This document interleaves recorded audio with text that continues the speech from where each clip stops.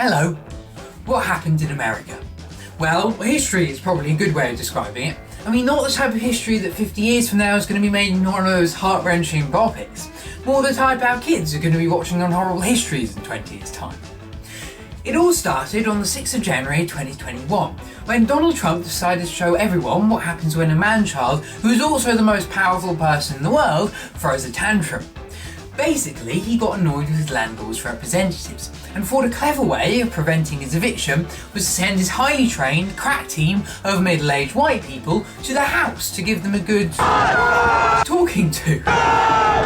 Surprisingly, this didn't go down very well, particularly with top Democrat and part-time face mask model Nancy Pelosi. Unsurprisingly, the ever trigger-happy Democrats filed motions of impeachment to the House 5 days later. Trump was expecting prime delivery, but hey-ho. Reports then emerged that Democrats had started writing these articles of impeachment while barricaded in a secure room, while Trump's hit squad were wielding guns as if they were free coupons just outside the door. Talk about getting your priorities right. The bill passed through the House of Representatives much like curry passes through a human. Delicious and enjoyable at first, but you know there's going to be problems when it reaches its destination.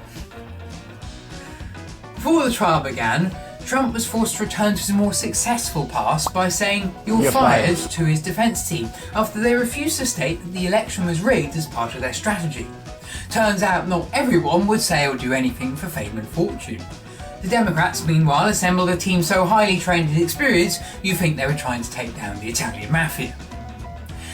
The trial began, and the Democrats were as ruthless as Dominic Cummings destroying Labour's hopes and dreams.